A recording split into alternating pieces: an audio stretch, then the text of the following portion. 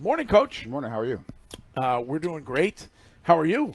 I'm doing all right. Yeah. Long flight back, but we're here. You watched a lot of film on the flight back? Watched a lot of film. I was up. Did you see the same thing we saw? Absolutely. I saw one phase of our game. Special teams go out there and play well, and the rest of us stunk it up. We go into these games. Stop reading my.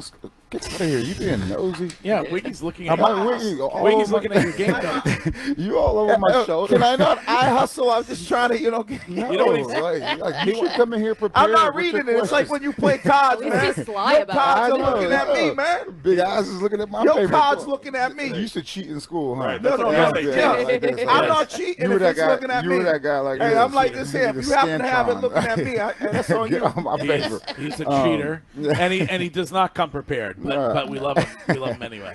But what I would say, like I said, special teams play well offensively, and defensively, we just didn't hit our targets. And we talk about, what are the targets, especially against a good team like San Fran. They're a good team. I know, they're dealing with injuries, but they have good depth and they have good players on all sides of the ball. And we just didn't go out there and do it offensively. We still turned the ball over. We started slow coming out of the gates defensively. We still let the quarterback outside. We still let some of those runs get outside. And you guys have heard, me say it time and time again. And I use this platform and any other media platform also as a way to communicate with the players. I know they read the stuff. Look, fellas, we got to set the edge. Offensively, we got to protect the quarterback. And like I said, special teams did well. So I will say this, though, in the Jets game, not to look back, we were kind of flat, kind of tired. The guys, we had a good week of practice. The guys had a lot of energy going into the game, ready to go. So I know the outcome wasn't what we wanted it to be, but I will say the process during the week, the guys seemed pretty locked in. Ramondre Stevenson, fourth fumble in 4 games. You're talking about protecting the ball. Certainly That's something that you don't want to see that happen. That's right. Look, I think, as far as this team is concerned, our identity, we got to be able to run the ball, and we got to be able to stop the run and play good special teams. That's what we have with this team right now. We cannot go out there and expect to win games if we're going to turn the ball over. You can't win until you stop from losing, and that's my message for the guys going forward. When you look at Jacoby Brissett, what did you see on the pick six? There were guys that were open, a couple guys that were open. I just think it was a bad throw, and I'm not sure, the protection and things like that, those always come into play, even if the quarterback's not getting touched. It was just a poor decision. Jerod, It was a poor throw. we're fans of this team. I'm a fan of this team. So when I sit here and I watch the game week in and week out, and then I look especially at the passing offense, worse than the NFL, and I know you always talk about, hey, it's a competition. When do you get to the point where you say, okay, maybe the guy that we're going with isn't giving us what we need because statistically we're not able to get the job done, that we have to go to whoever the guy is behind him to see if he can give us a spark and maybe change things? Look, every week, and, I do talk about competition. We evaluate things every single week. I think the hard part about it, look, all the fans, you guys in here, media, they want to see a top, the third overall pick play. And I understand the frustration from the fans. I understand the frustration from you guys in here. What we're doing is what we think is best. What I'm doing is what I think is best for the Patriots today and also in the future. And that's how I have to look at these things. You guys look at these things as, on a week-to-week basis. I think there's a combination of multiple things that I have to deal with. We do look at that, and fans, it's interesting. We did a poll this morning. Fans are right down the middle on whether they want to see Drake May this week or not. Can you give us, if there is a reason, a specific reason, or several reasons why not this week? Are you worried about him getting hurt? That's an argument that is made because of the situation with this line. Are you worried about doing damage to him mentally if he gets in there? I can't give you just one specific reason. There are a multitude of factors that I take into account. But when you have to think of the future and you look at the young guys that are on this team, doesn't it worry you that maybe Drake and these young guys won't have a season under their belt going forward? Like, there will be a learning curve after these guys work with Jacoby Brissett so closely in game action to then go to Drake May. Wouldn't you like to see them learn together and come up together for the future? I mean, look, and that's part of the things that we talk about all the time. And I would say even Drake staying after practice, throwing with some of the young receivers, trying to build that chemistry. Has definitely been good. I think we have a good nucleus, going forward. Obviously, we still have to continue to always look for ways to get the roster better. But once again, I understand your frustration. Like whether he plays, 8 games, full season, like whatever it is, we came into the season with a plan, and we're going to execute that plan, knowing that we'll take our bumps and bruises along the way. Yeah. What was that plan? Because you bring that up a lot. No, because you guys were bringing that up a lot. Like, why isn't this? This goes back to training camp. Like, I feel like you guys brought it up, not this place in particular.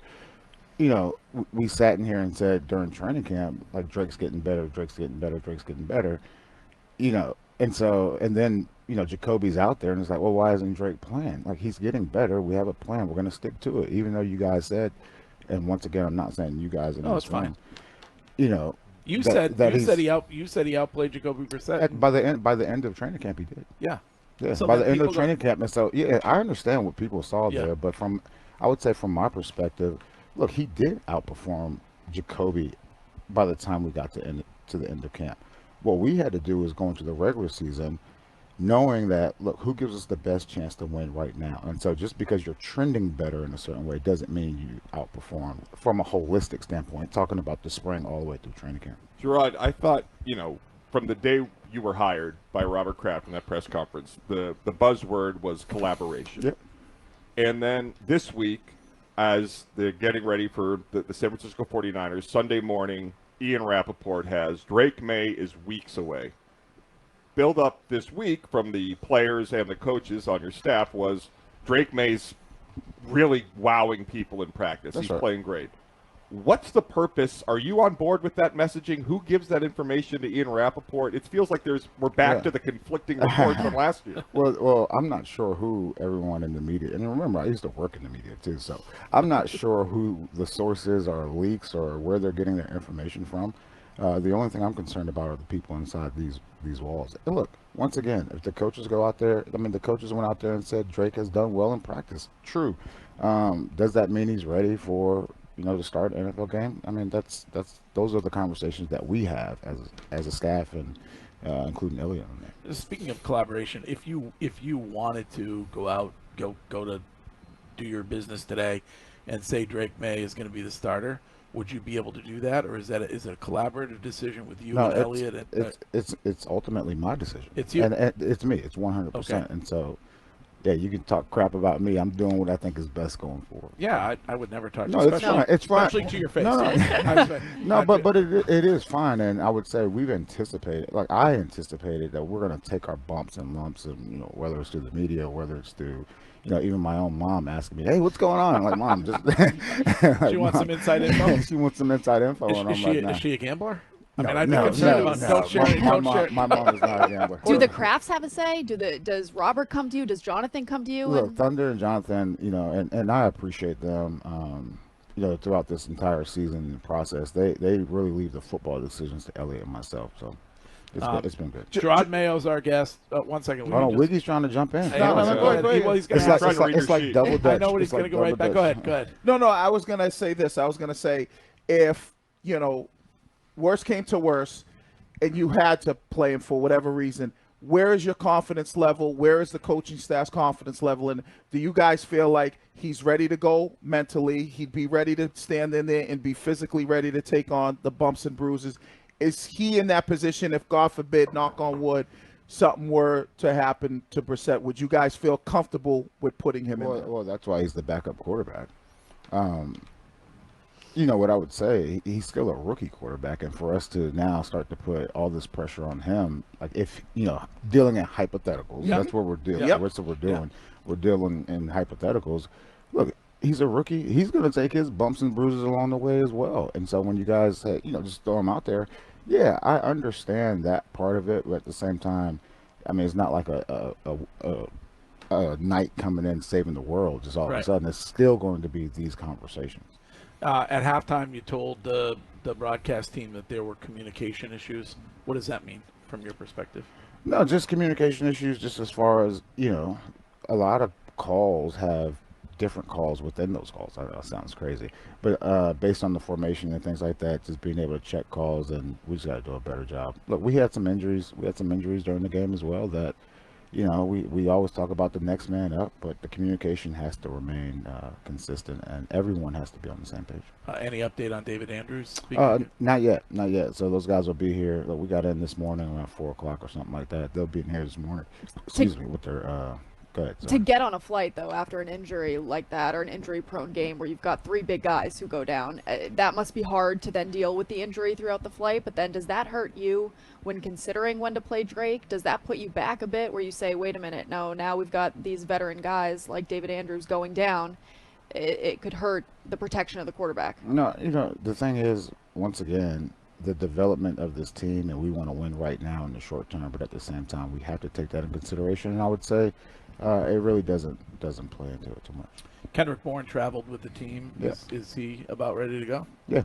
There you go. There's a nugget for you. There's a nugget. There's a nugget. Yeah. He's ready to go. Yeah, he's about ready to go. Okay. So maybe this week. And I thought it was good. I thought it was good to bring him on a trip just to, get back into the routine and the process of being on an away trip. Not to go back to a bumpy moment with the birds. Hold on, and let him cash. read this. Let him read this. Go ahead. Read your No, that was my advertisement. question. I no, thought you had read my- advertisement. No, I Yeah. don't have. Oh, I'm looking at my extensive list of questions. Right. Okay. That's actually the menu at Dunks right now. But the team is $50 million or so under the cap right now. They have about as much cap space as any team in the NFL. Why has there not been more investment? I know that you guys working hard, but the offensive line is struggling even when healthy. It feels difficult from my perspective to see a successful rebuild if you're not able to have the foundation of the line to protect whatever quarterback's in there. Well, I would say philosophically, Elliot and I are on the same page where we want to draft and develop. Now, it's easy to sit and say how much money you have, but if there aren't players out there that you really want on your team at that current time, you just have to wait. And this past free agency, we felt like we signed, the top offensive lineman. He just happened to be on our team. And I don't want to just say, all right, we got money, let's go spend it frivolously. And I think Elliot will feel the same. Jerod, when you look at your defense, I think a lot of us thought, myself included, coming into this season that was going to have to be the foundation of the team. You're having, it seems like past couple of games, a lot of explosive plays, especially in the pass game, where I don't know if it's, like you said, communication, coverages, guys just getting beat. I guess that's the biggest question is, like, are some of these guys running free? We saw Debo kind of run free. Is that man-to-man coverage where he just is better than the guy he's going against, or was there some issues when it comes to communication, and why is it seems like for a veteran defensive backfield that you're still kind of running into some of those communication issues? I would say if you look at the first quarter of the season, and I don't want to offer any excuses or anything like that, but so look, we have some players that are on the team that just haven't played yet. And I think the biggest frustration for me has been just in general is keeping the quarterback in the pocket in our early down pass rush, which I always talk about. It's easy to sit there and say in the back end, did these guys cover or did they do this? But the marriage of rush and coverage is always important. And right now, I would say our early down pass rush has really been non-existent and something that we have to address going forward. Now, even right now, with Duggar going down, there's another piece of the puzzle where we just need guys to step up. Now, will we have some guys coming back soon? Hopefully. We'll see how this week goes, but we just have to do better. We have to do better as a unit. And once again, I preach fundamentals and all that stuff, and I think tackling has been huge, and also containing not only the run game but the pass game. Maybe you got to get Joe Mazzulla back in those defensive meetings. Nah, it's all good. Nah, I have 100% confidence in our staff, not only defensively but just across the board, and we just have to make sure that we turn this thing around. It's hard. Well, go ahead. Sorry. Oh. I was just going to say, as of this morning, going into Miami week, Jacoby Brissett is still your starter. Still starter. So do you think you guys need to add more stunts, twists, maybe free rushers? Can I just go back real quick? Sorry. When we say those things, like, all right, this guy is starting as of, like, we always always reserve the right to do something else, no matter what the position is, and that's how I operate. And I just, like I said, I'm always going to do what's best for the organization. Is that more to do with Drake May's lack of preparedness than it does as a support of Jacoby Brissett's play? Drake prepares like he's the starter every single week, and I would also say, Jacoby. We can sit here and try to say how bad that is, but once again, there's various things that show up that don't really support the quarterback anyway, and pass protection is one of those things that we just have to get better at. And I would say, look, even looking at yesterday until the end of the game, I mean, you look at Bosa at the end of the game, then he really started getting it going. But there were times yesterday where the pass protection wasn't a problem. So, what about some chips on Bosa? You guys come into that with the game because there was a couple of his free rushes. It seems like maybe you could have sent the back over there, a tight end, or there's that. I know it takes away from the tight ends and the backs getting involved in the passing game, but was that something that you guys were thinking prior to? Was anything worse than the offense guys trying to tell you how to play defense? No. We just want the chip. We can say offensive guys, defensive, the chip. He wants the chip.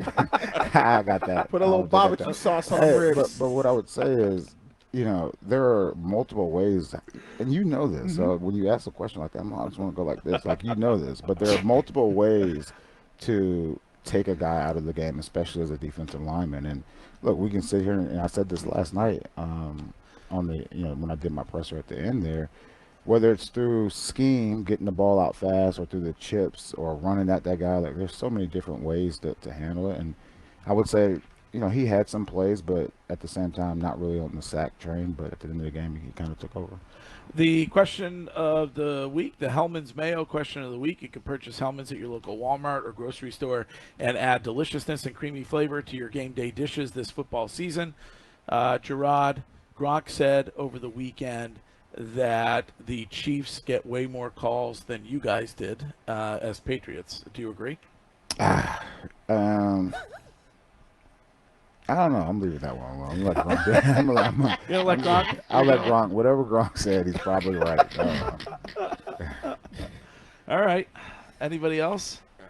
Once Drake May comes in, will we know the whole plan, or is that plan just going to be? It's never free. Look, when I say transparency, it's what I allow you to see. I mean, and I am being transparent, but I'm not going to sit here and just say and give people everything. Yeah, we don't get to know the plan until the plan has been activated. Well, even is when there it's like activated, a giant signal that is there like a signal that goes out, like the bat signal, like when it's activated?